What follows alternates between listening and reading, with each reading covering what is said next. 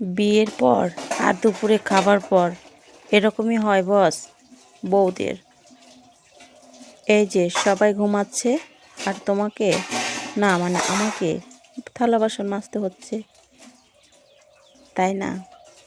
এটাই সত্যি, এটাই বাস্তব। বিয়ের পরে আর দুপুরে খাবার পরে চলো কাজকর্ম সেরে নেওয়া যাক।